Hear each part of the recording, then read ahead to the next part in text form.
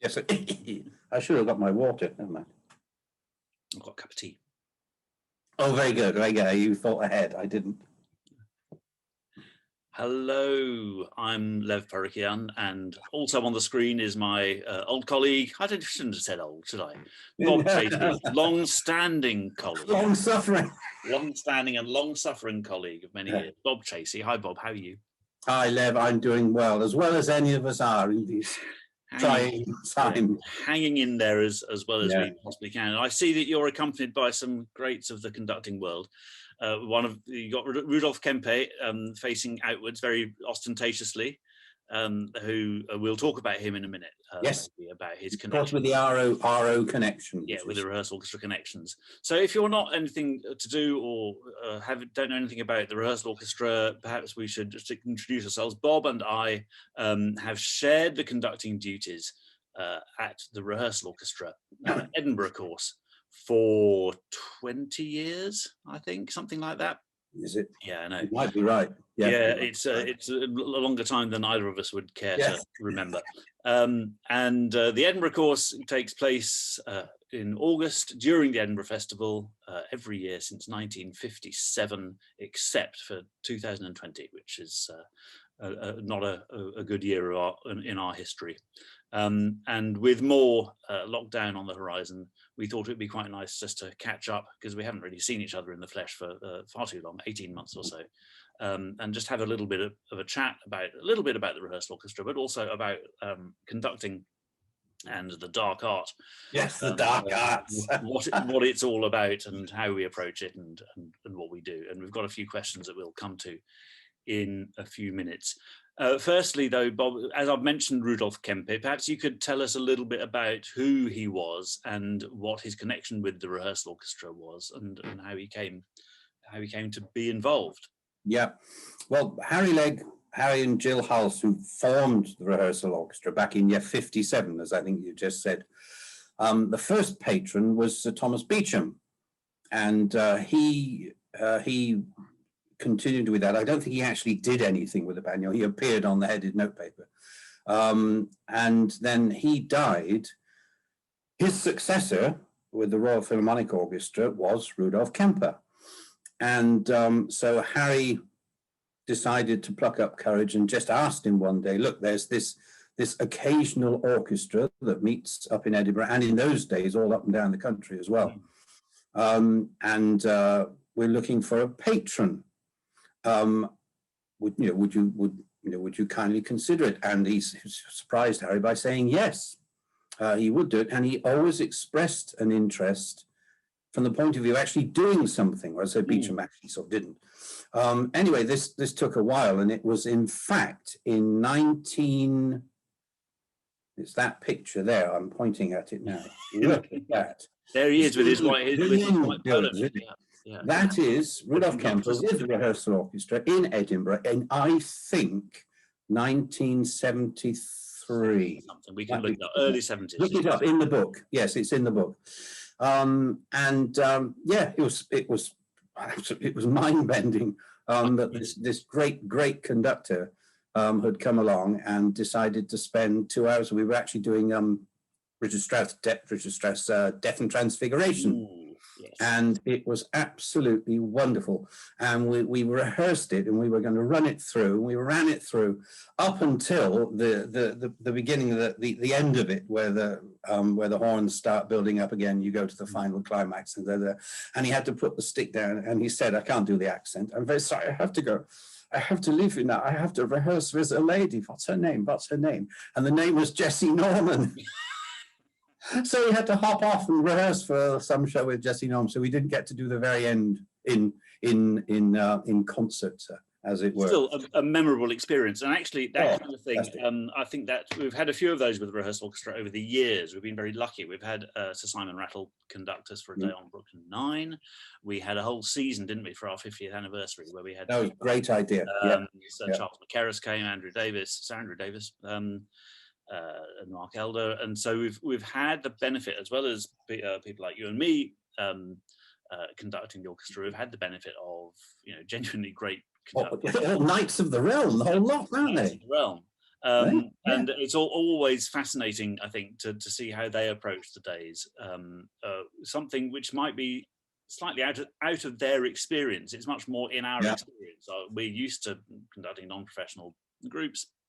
We're used to doing a day like that where we're not doing a performance at the end of it. This is the Rehearsal Orchestra's thing. It's the clues in the name. We don't give concerts. We do give a run through at the end of the day, which is generally, you know, a full playthrough rather than stopping and rehearsing things. But so it's been fascinating to see these people with their knowledge and abilities and experience to come and shine a bit of their light on it. It leads us to one of our questions from a player, which I'll just get on my glasses. So it is, as performers, this is from lovely Gwen, who plays keyboards with us sometimes. As performers, you've both been on the receiving end of many batons. From your personal experience, can you describe A, an example of fabulous conducting, B, an example of terrible conducting? He's not on the wall. The biggest car crash you've been part of and how it was saved. So I think we should just be aware of libel laws in this country. Libel, right, yes. I'll phone my lawyer. I'm now going to just jump in with pieces of terrible conducting. I think all I can say is that I know when I've perpetrated moments. Those moments when you see it coming, or you don't see it coming, even worse, you're not aware, and something happens and you go, oh no, and you realize that something's gone wrong and it was your fault. You have to, I think, the way I look at it, I kind of assume that if something went wrong, it was my fault somehow. That if the trumpeter didn't come in there, I didn't wake them up, or didn't send him the telegram. Yeah, or if you know, if things fall apart, then I wasn't holding onto the reins tightly enough, and they've gone off like that. So I'm not going to name names on that one, because I think I've as a timpanist, which I played for 15 years, I suppose, as a freelance, I will have been on the receiving end of some pretty average conducting, I should imagine, and sometimes very good conducting. And I don't think it's helpful, because it's my opinion that it was bad conducting. From my point of view as the timpanist, I had plenty of time to look and go, well, either he's not clear, or he's too fast, or he's whatever it is. So I think it's the easiest thing in the world, sit in the orchestra and throw things at conductors, metaphorically, not literally. Yes. But there have been moments. There have been moments of seeing a conductor do one little gesture that you go, I know exactly what you've done there to make it right, and nobody will necessarily notice what's gone wrong. Maybe it's something that was about to go wrong, or they anticipated something, or they just injected a bit of energy, or they just did a moment of ta-da, and suddenly the sound came together. Yeah. But I'm sure because your experience has been rather at a higher level than I did as a player. You explained that you were principal second violin of the BBC Northern. Yeah, it was, and then BBC Philharmonic, as it morphed into in 1982. So you did that for quite a while. So 40 years. I was principal for 36. I can never remember. I'm so old now. It's it's going along with the hair. So I know it's part of our remit of exploring a little bit about what is conducting. Perhaps if you can pick an example of something that was what you considered fabulous conducting, and maybe a little bit about what it was that made it fabulous. That's fun. It's fun enough. That involves him. Yeah. And involves exactly that moment. Well, that afternoon. Yeah. Richard Strauss, Death and Transfiguration. And the opening, although I was in the driving seat for this, not the principal second fiddle seat, is this incredibly simple little gentle motif, which apparently is the slightly irregular heartbeat of the poor fellow that's just about to shuffle off, if you believe that particular set of program notes, you know, Yeah. boom, bom, boom, boom, you know, it's just slightly hesitant. And how shall I do this story? I will name this. I will take full responsibility. I won't go over the top with it, but I shall just say that we did it with Sir George Sholty with the BBC. And I was principal second fiddle for that. So you actually have to play that with the violas to kick the piece off. And Sholty had this very annoying habit of flicking. So instead of a gesture that gave point, you know, he like a sort of chicken just before, and so this is I'm not telling anybody anything secrets here. This was a well-known thing. Yeah. He was also a bit of a control freak. Mm-hmm. So we put all that lot together and we couldn't start. Yeah. We didn't know how to start. We sort of start like this, which is the absolute antithesis of what that opening should be. Now, we did it with this good gentleman, with a bunch of amateurs. He didn't know us, we knew him, and he came and Lev, I'm not making this up, he just lifted up his hands and it happened. It rolled. I don't know, like something just as easy and as perfect as you can. And he just said, you know, and he told us about heartbeat and then the stab in the heart and all this. And I mean, I was a young man then, and I was thinking, you know, what again? Why? Wait a minute. What's the difference? Yeah. What's the difference? This is so easy. Why is it? And over the years, I think I began to sort of understand that the two sorts of conductors. There's if you like, it's not just Kemp. There's people like Kemper, Colin Davis maybe comes into this. Tenstedt's a good one to come up with. That somehow enabled the orchestra to play, enabled the group to play. I would just very brief. I'd add Bernard Haitink to that. Absolutely, 100%. That they enabled the group and they released, you know, in a professional orchestra, a good few percentage are quite good musicians, you know, for all you young people out there. Yeah, strange that, isn't it? Oh. And, you know, if you can tap into and release that, you're going to get something. Yeah. Okay. The control freak type conductor, of which I think Sholty was one. Great results in many cases, the organization of music and all that. Nevertheless, from the point of view of actually having to play it, it wasn't too pleasant because your own input was was minimized. Yeah. And it was just a question of, you know, playing on demand. So that would be for me the chalk and cheese element in it, although it's not for everybody. Some people some people like that kind of, you know, where you are. Yes, yeah, that's it. And there are standards like a headmaster, you know, laying down the law, as it were, saying this is the way we're going to do it, and boom, boom, boom, boom, boom, boom. Yeah, no. Some people are more comfortable with that in a way. And I'd say maybe that is from the conductor's point of view, can be quite. In some ways, if you've got the thick enough skin, and with certain orchestras, that's a simpler way of doing things. You can just say, this is the way I see the music, and we're going to do it. Yes.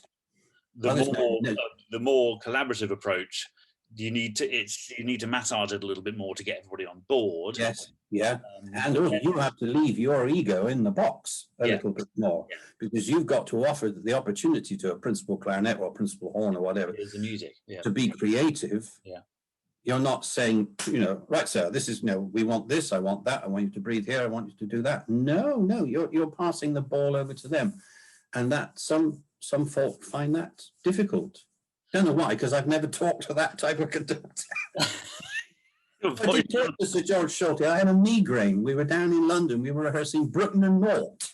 Oh, yeah. For those of you that are into these things, Malta. And yeah, awful day. We'd gone down on the train, and I was really sick as a dog when we got there. I had a migraine. And God bless him, he let me use his little room to kip out on. Oh. He goes, "Are you better?" No, Sir George. Oh, good. That was it. Excellent. So that actually slightly taps into what you said about giving them the ball.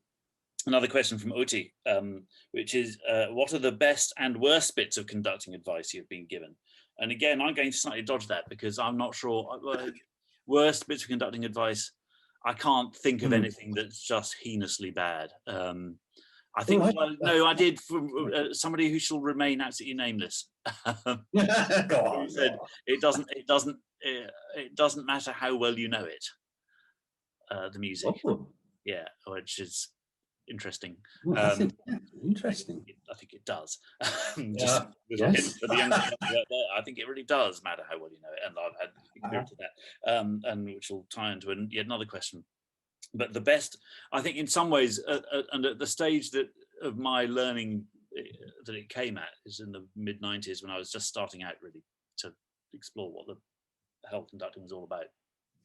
And I've told this one many times, and it was Georgehurston. It wasn't actually specifically to me, but it was to the whole class, which was his thing.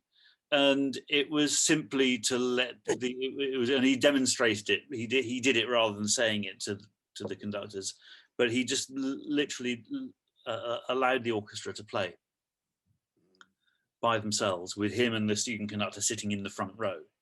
And then it was last movement to Beethoven 2, which has pauses quite near the end, doesn't it? And he, as it got there, he just nudged his student and said, "Excuse me a minute." Went up, conducted the pauses as clear as you like, just with a pause and then an upbeat to go on to the next bit, and then just the same with the next one, and then the movement finished. And the orchestra, as orchestras tend to, played very well. As you say, they are generally musicians of a certain level of sophistication and knowledge and expertise. And even this was a conducting class orchestra, but still, the people play their instruments. And all he said at the end was, "So all you have to do is work out how you can improve that, what you can add to that," because it kind of sounded fine. It sounded very good. So I now kind of jokingly will say to people who ask what is conducting, I say, well, it's at the most basic level, it's standing in front of any given group of musicians and not making them worse. And then obviously making them better, and that is where the magic comes in. It sounds to me as if what Kempe had was an understanding of not only the vision of the music, and he knew what the music was all about, and he knew the piece intimately, but what it was like to be in an orchestra that was playing the music. Yeah. Is that right? Exactly right. He was a brilliant oboist. Yeah. He, if I've got my facts right, he started learning the oboe, I think, at 14. And at 18, he was principal oboe of the Gewandhaus Orchestra in Leipzig. So there was fast learner. Quick boy. So oboists, principal thing, breathing. Yeah, understanding how the nature of a phrase, breathing, how you're going to do it. So he came from within. He understood the mechanics of the orchestra from inside the beast itself. And indeed, conducting-wise, bringing back to us in the RO, he started off conducting an amateur orchestra. So little amateur bands somewhere. They used to play piano concertos with them and conduct them and all the rest of it. So he knew that side of music making, not just the Vienna fill and the Berlin fill. I mean, I think it's the what you have to add to a Vienna fill or a Berlin fill is of a different order to what you would have to add to. Exactly. Yeah. He actually told us. He said that it was for him. He didn't tell us. He told somebody that it was always easier working with the Berlin fill than the Vienna. The Vienna fill was so. I don't know whether it's the same now. So set in its ways, prescribed. Is that the right word? Yeah. They'll give you what they felt you wanted to have, and that was your lot. Thank you very much indeed. Whereas Berlin was always much more, a slightly more amenable two-way traffic type thing. I don't know whether that's the case now. I don't know. But yes, so he came from within. He understood how the orchestra worked. And that is, again, without getting contentious, in the latter part of my career, with a lot of the youngsters coming to the BBC, the number that actually didn't as we perceived it, they didn't understand the basic workings of the orchestra, where something was coming from, why it was happening. They stood up and they learnt their scores and they learnt their theory, and they were presumably also had a facility with the hands and yes, good hands, tick tock, and all that, but they actually didn't understand the beast that was in front of them. And a lot latterly, without putting my foot in it, a lot of them would one got the impression that they didn't truly understand where they were. Yeah, it's interesting. I think it's a very difficult, apart from anything else, every single orchestra is different. So what you do with one orchestra, we're talking about professionals now, you might go into somewhere and be the same person and have an instant rapport with them, and everybody gets on well, and there might be people in key positions who are well disposed to and you can say things to them. And you might go in with the same same attitude to a different orchestra the following week, and they'll take against you, or you'll take against them, or the atmosphere in the room is different, or whatever. It's a very complex beast, isn't it? Yes, yeah. An orchestra. There's 100 people or so, all of them with different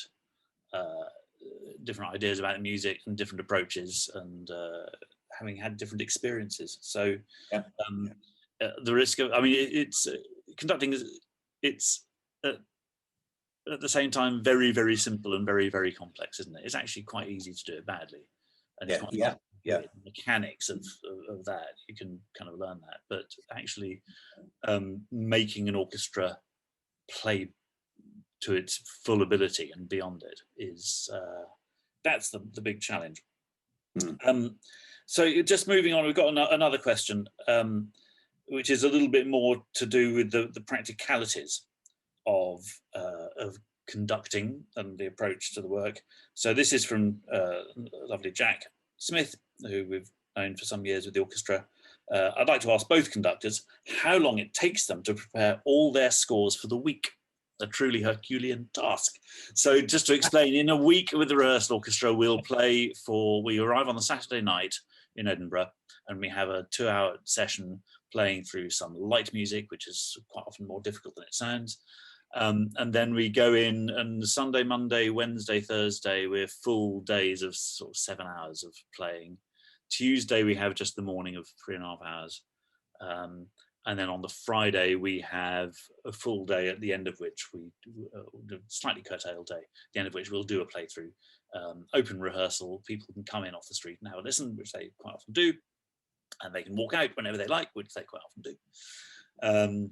And in the course of that week, we'll probably play up to sort of 15, I suppose it's between 15 and 20 people, various lengths. Yeah, because we usually do about 6 or 7 pieces each. Yeah.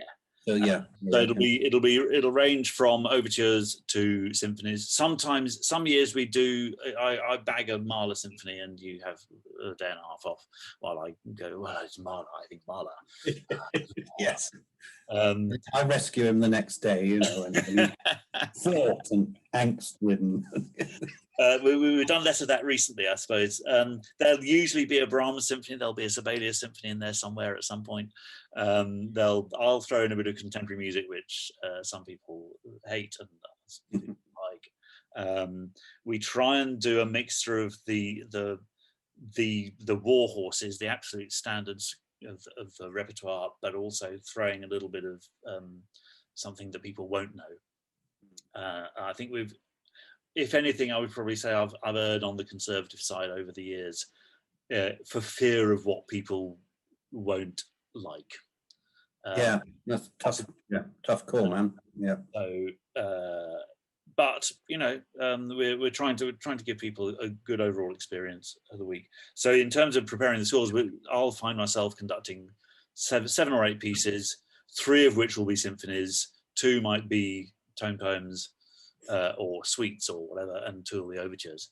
And the answer to the question, which I'll eventually get to, is it's how long is a piece of string? Because if it's a piece that I've conducted many times, like Sibelius's Second Symphony, for example, then honestly, truly and honestly, I won't do that much preparation on it, because I feel reasonably confident that I know its highways and byways, and particularly for what Rehearsal Orchestra is doing, which is we'll spend a morning on it, or a morning,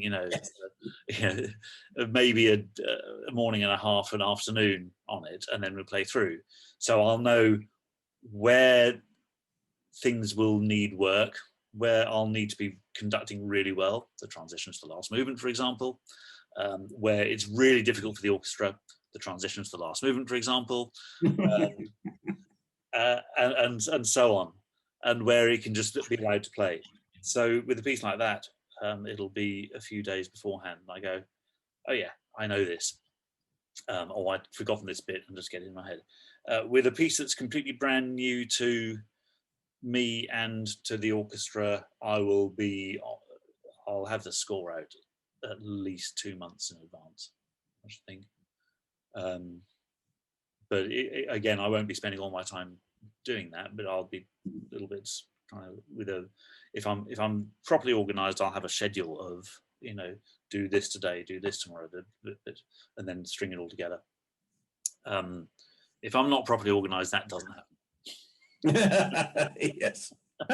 Out the window. But I've also found that you learn, if you've never conducted anything before anywhere, then that just you learn so much about it by conducting it in those circumstances. So there's a certain amount you can do beforehand, and then you just have to, obviously, as well as possible, but you won't necessarily be able to predict where things will need your work, and things will be different. Yeah. So how about you? What, you just take them off the shelf and go, oh yeah, 6/8. Oh, that one. No, it's for me my safety net is actually that I've probably played everything. I mean, that's not being an egotistical statement. It's just a simple statement of fact. And certainly all the standard repertoire I've played for 40 something years. Mm. The ballet repertoire I played, for the years when I was in that band. So if now it might sound a bit, I don't know what this. I always think whenever I was playing from my earliest days, I think I was approaching it from the conducting, from the overall learning spectrum, not just banging out the second fiddle part, but actually, starting, latching onto the whole thing. So that's my safety net. No, yeah. That's always so. As you say, if somebody says, "Oh, Bob, let's just do Chag 5," fantastic. Yeah. One could do it as soon as we've finished this talk. You could do it as well. Yeah.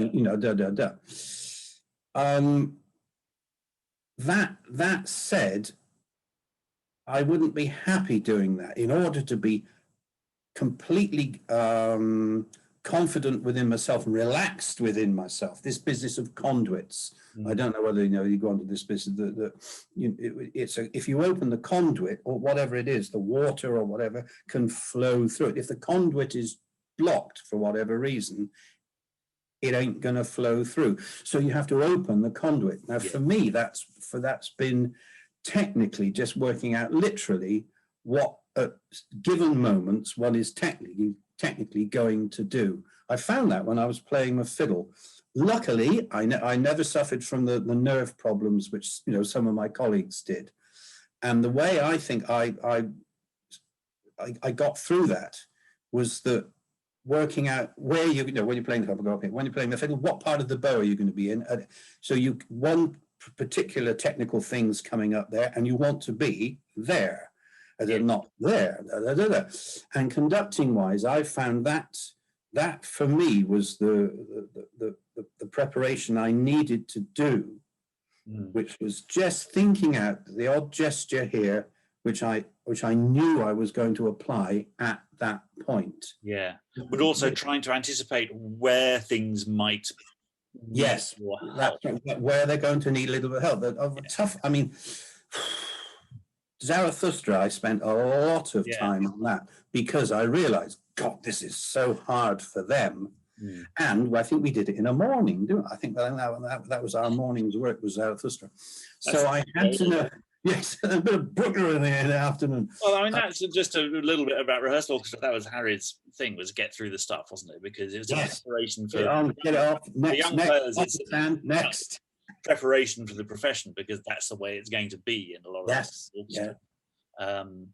And for amateurs, it's a welcome sort of different change from the usual routine of meeting every week.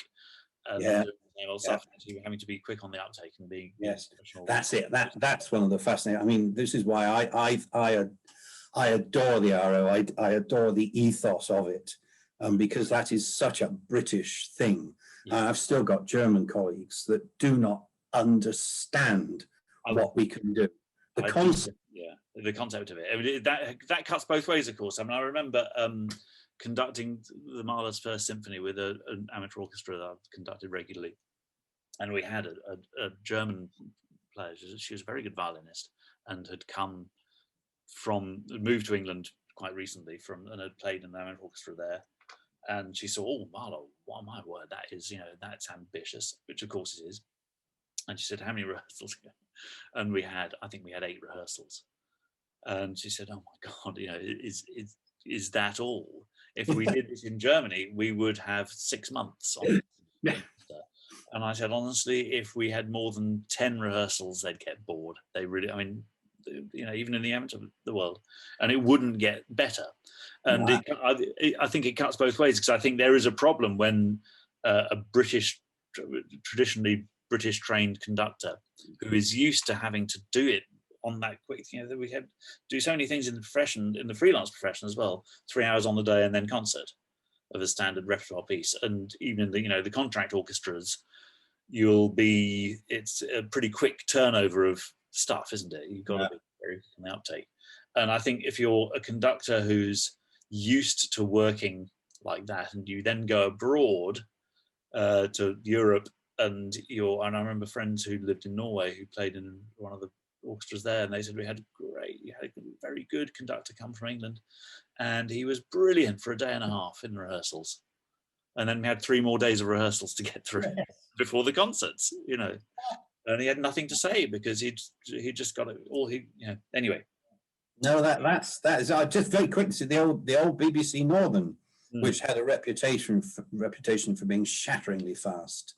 I mean, they read things like, you just read it. It was just basically done, but by the time the eyes had seen it, it was out. It was done, and which was fine and dandy. And some conductors knew how to work that. Others didn't, and they were almost shell shocked at the fact that one flick of the stick and out came Don Juan, or whatever it was. Yeah. The problem came when a conductor genuinely wanted to try and move it on a bit further, and the boys in the band didn't. And that we're going to rehearse. You're going to rehearse. Yes, right. Stick the next one up, mate. And very interesting psychology. That really interesting. Yeah, and again, is it a national thing? One has to be slightly careful. Is that I think it's just there's different. Each country has its own different culture of working, which I think is just the way it is, the way things have developed over generations, and maybe they do change over time a little bit, but it's just maybe different philosophies, different outlooks.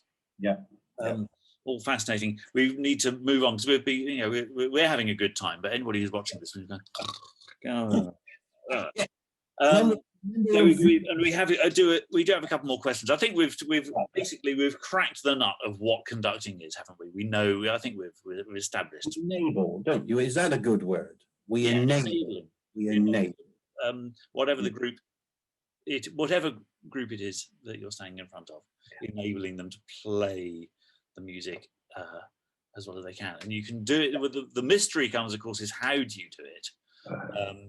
And because some people do it with magnificently clear gestures, some people do it with magnificently clear expression of talking, clear expression of talking. Yes, a lot of. some people do it with just by standing there and being, you know, their musicianship shines, and others do it with very subtle people management skills. So it's a mixture of those skills. I think if you there's often a lot of worry goes in from, especially from a young conductor will worry about what they call manual technique. You know, oh, this little finger here and holding the stick and all of that. And I think it's the kind of thing that you need to go through, and then you need to forget, you need to absorb it all, and then you need to kind of wring out all the sponge, and what you've got left is some sort of philosophy, because it's not all about the technique. And you can do things that, you know, orchestral players will say, oh, all I want is a clear beat. And then you'd have to say, well, how do you define that? Because I'm sure that Schulte would have said that he had a very clear beat, you know. So I think what is more important is probably the clarity of musical intention. Yeah.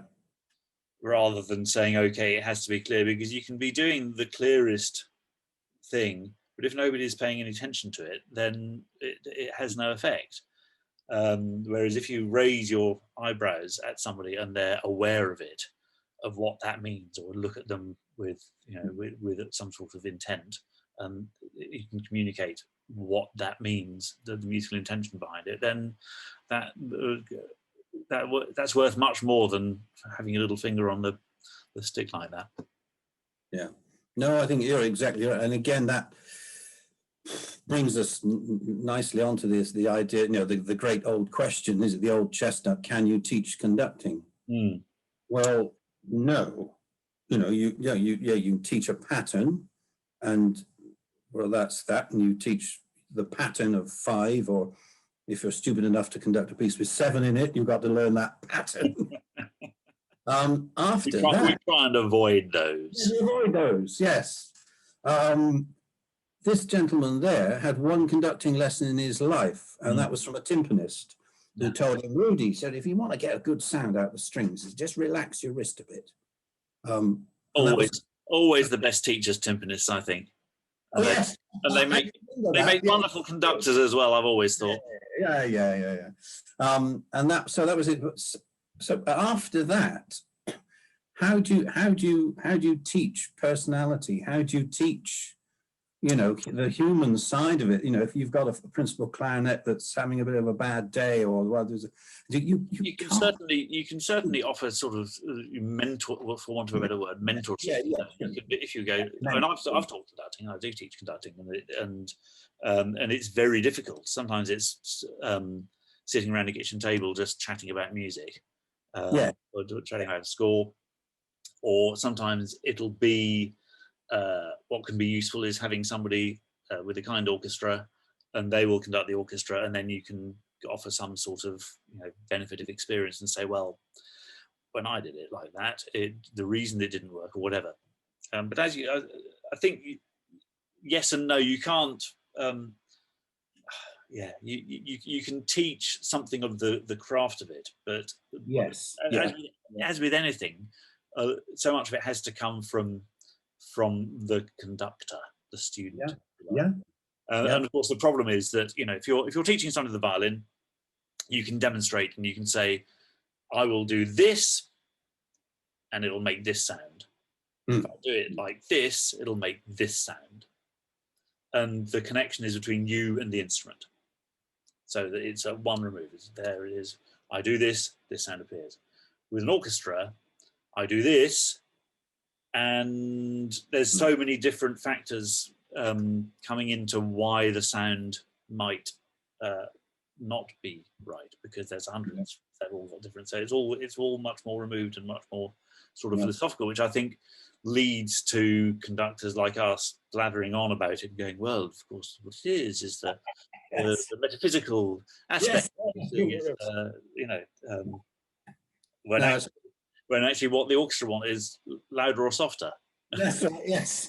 The classic of, and I've done this many times, of saying orchestra, you know, could you play faster, please? I said, well, yeah, if you move your arms faster, we'll play faster. But I was. Can I tell you you move your arms faster, and they don't play faster because you're left behind. So it's a quick story. I think it's a Sidney Sachs story. This was a London fixer, a London leader. This business, young conductor comes along and says, "Gentlemen, I want this quaver to sound like a moment of dew, a moment of dew dropping from a morning leaf onto the soft grass. I want to sound a bit of tear from a baby's cheek falling onto the mother's breast." And Sidney says, "Oh, short, lads." Which is, yes. What do you want? Clear, yeah. And I think that also is to do with, because some orchestras might like that philosophical thing. Oh, indeed. And the next week they'll want it short. More nuts and bolts. No, so we're going to have to wind it up in a minute, but I do have a request from Jack. Okay. Maybe we should have a series. Yes. Oh, God. And so this comes back to, we mentioned Sibelius earlier, so I'm going to shoehorn this request. I'd like to put in a request to hear Bob's story about Sibelius, in particular the time he treated his enthusiastic English guests with every courtesy, but without saying a single word. Is this true? I gathered, and when you told me about this, I went to try and find the book which it's written up in, and I think I couldn't find it. It's if any of you are out there and who are doubting the validity of this story, it's an autobiography of Noel Coward. I think that's where I found it. And the story goes, Noel Coward and his friend find themselves in Helsinki, and this friend says, "Well, of course, Sibelius lives only 20 minutes out, up the road there. Do you think we ought to go? We should pay him a visit." And Noel Coward was obviously incredibly aware of who Sibelius was. So they decide to do this. So they go up and they knock on the door, and this aged figure comes to the door, which they assume was the butler. And so the friend apparently says, "Oh no, sorry, then this is Mr. Noel Coward from England. We've come along. We'd like to meet Mr. Sibelius and just give him our greetings from England." And blah blah blah. And come in. And so he ushers them to a balcony just outside, looking out the garden, and goes away. So they sit and they wait, and 5 minutes, 10 minutes, 12 minutes. And anyway, back comes the bald gentleman, of course, now you've twigged was Sibelius, with a tray of drinks. And he puts them down in front of them and proceeds to stare at them. And as you know, we've all been in situations like this, either on a date. But also quite a stare with Sibelius at that age, by the time he was at that age. Yes. And so anyway, the tension starts to rise and nobody's saying anything. Somebody's got a crack somewhere. And so poor Noel Coward starts blathering. And I can't do a Noel Coward. Mr. Sibelius, you come from England. I've heard your music is so adored. It's from Finland. What's going to go on? And of course, he just gets more and more agitated because Sibelius is absolutely immobile. Yeah. So he actually frazzles himself until his friend says, "Well, I'm sorry, Mr. Sibelius, we have to leave now. We have to get back to Helsinki to catch the last tram." Goodbye. And that was it. Goodbye. That's all you need. No, goodbye and a bottle of vodka is probably. Yeah. But I love that we know one has been in that situation, and again, sometimes with orchestras, as you alluded to earlier, some situations don't work quite as easily as others, and one might tell, without naming no names, but one has stood in front of an amateur orchestra and told precisely the same story, not that one, which has caused great revelry down the road, and then looked at you as you just dropped off the Christmas tree. It is the way of things. So finally, I think we've been going for nearly an hour. So just to wind up with a lovely question from Nigel, and it's to do with our current situation that we've been in for the last nearly a year now, on and off, which was since lockdown first came towards the end of March last year now. what has been your musical highlight? And it's quite interesting because, of course, there's been not much music in our lives, so we've had to find our highlights where we can. Have you done any conducting since last March? No, none at all. absolutely none. I was broken-hearted when we had to cancel our Edinburgh week. Yeah, I had about three concerts and rehearsals and things through March, April, May. So they went, and do you remember? There was just the thought then we might get to August. Yeah. And that was, we're hanging on, and then that was taken away, and that was a bad few days when we had to cancel that. Yeah, not good. So I mean, I was quite lucky in that respect, and I had some work cancelled, which was supposed to be happening at the end of March with the BBC Concert Orchestra, some recording work. And the first possible opportunity, they put it back on, which was beginning of October, I think it was, end of September, beginning of October. So I had 3 days in the studio up in Watford with them, which was the first time I'd stood in front of anybody for, at that point, 200 days. I think I counted it was 205 days or something like that. So first of all, it was a treat to be with some people who I knew and had worked with before in the profession and doing some recordings, and there was just a genuine feeling of, thank God we're doing this at all. Yeah. So the atmosphere in the room was one of just, obviously with all the protocols in place, which were tiresome, but there was a feeling of good humour in the room, I think. So that was good, and but also with we managed to have a few kind of play-through rehearsals, responsibly distanced, with several amateur orchestras that I conduct on a regular basis. And there was something quite special about that as well, just being able to be in a room together, playing some music. And on that occasion, I mean, usually I rehearse a fair amount, but try and make things as good as possible. But on an occasion like that, you just have to say, well, let's play. Yeah, exactly. And occasionally we played, and then I'd say, well, shall we just do that bit again, and maybe do it right, and play again. And it was no more than 25 people playing, whether it was a Beethoven symphony or regular repertoire, but just the very fact of doing it. But at the same time, there have been all sorts of wonderful endeavours that people have managed to put together in lockdowns, and I'm sure we'll be getting a few more of those in the next few weeks as well. I missed. We were lined up with my little amateur band, my Lancashire Chamber Orchestra. We were due to do just 30 of us in a room exactly, and the damned, people put us into a higher tier just a couple of days before. So folk coming from like Bolton and Burnley and they couldn't do it. I wasn't supposed to come up there because I'm going from tier something to tier. So we had to scrap it. So we lost our play day, which was, real sad. So my musical things, YouTube has been fantastic. There's some amazing stuff has appeared on YouTube over the last 6 months. Some fantastic recordings and things have come out. So my music's been limited, if you want to look at it that way, to that. But as you said, I mean, I've got if the world improves, I've got a film night with the Wilmslow Symphony Orchestra in June. And oh boy, the first rehearsal for that, Lev, I'm going to weep like a baby. Oh, well, absolutely. Just gone with the wind. Can you imagine playing that fantastic golden music? Yeah. And you haven't done it for 12 months, and hopefully they're going to be a bit on fire, and you'll be on fire. It'll be a fabulous experience. Unless. And I think there have been extraordinary things where people have been recording their individual parts at home.